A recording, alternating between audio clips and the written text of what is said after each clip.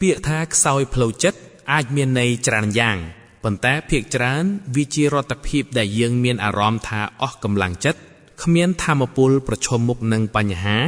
ឬមានអារម្មណ៍ថាខ្លួនឯងងាយរងគ្រោះជាងមុននេះគឺជាជំហានមួយចំនួនដើម្បីជួយពង្រឹងកម្លាំងចិត្តអ្នកឡើងវិញ 1. ឈប់បន្ទោសខ្លួនឯង self compassion នៅពេលអ្នកមានអារម្មណ៍ថាខ្សោយវាមិនមែនមានន័យថាអ្នកជាមនុស្សបរាជ័យនោះទេមនុស្សគ្រប់រូបសុទ្ធតែមានគ្រាដែលទន់ជ្រាយកុំបង្ខំខ្លួនឯងបើហត់ក៏សម្រាកអនុញ្ញាតឲ្យខ្លួនឯងទន់ជ្រាយខ្លះក៏មិនអីដែរប្រើពាក្យផ្អែមល្ហែមនឹងខ្លួនឯងនិយាយជាមួយខ្លួនឯងដោយដែលអ្នកនិយាយទៅកាន់មិត្តភក្តិល្អម្នាក់ដែលកំពុងពិបាកចិត្ត 2. បែងចែកបញ្ហាឲ្យទៅជាចំណែកតូចៗ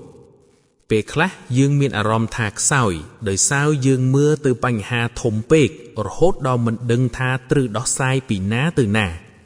សាក់លបងសួរខ្លួនឯងថាតើមានរឿងតូចមួយណាដែលខ្ញុំអាចធ្វើបាននៅថ្ងៃនេះឧទាហរណ៍គ្រាន់តែងើបមកងូតទឹករៀបចំគ្រែឬដើរចេញក្រៅដកដង្ហើម5នាទីការសម្រេចបានរឿងតូចតាចនឹងជួយបង្កើតទំនុកចិត្តឡើងវិញបន្តិចម្ដងបន្តិច 3. ស្វែងរកប្រភពនៃការបាត់បង់ថាមពលតើអ្វីដែលកំពុងបូមយកកម្លាំងចិត្តរបស់អ្នកទៅអស់មនុស្សជុំវិញខ្លួនតើមាននរណាម្នាក់ដែលចូលចិត្តនិយាយបង្អប់ឬធ្វើឲ្យអ្នកមានអារម្មណ៍មិនល្អទេបើមានសាក់លបងនៅឆ្ងាយពីពួកគេមួយរយៈព័ត៌មានអវិជ្ជមានការមើលរឿងអវិជ្ជមានលើបណ្ដាញសង្គមច្រើនពេកក៏អាចធ្វើឲ្យចិត្តយើងចុកខ្សោយដែរ 4. បង្កើតយុទ្ធធម៌សម្រាប់ចិត្តស្វែងរកអ្វីមួយដែលធ្វើឲ្យអ្នកមានអារម្មណ៍ថាមានសុវត្ថិភាពនិងមានតម្លៃសកម្មភាពដែលចូលចិត្តការស្ដាប់តន្ត្រីការគូររូបឬការដាំដើមឈើការតាំងចិត្ត affirmation ប្រាប់ខ្លួនឯងរាល់ព្រឹកថាខ្ញុំកំពុងព្យាយាមហើយវានឹងប្រសើរឡើង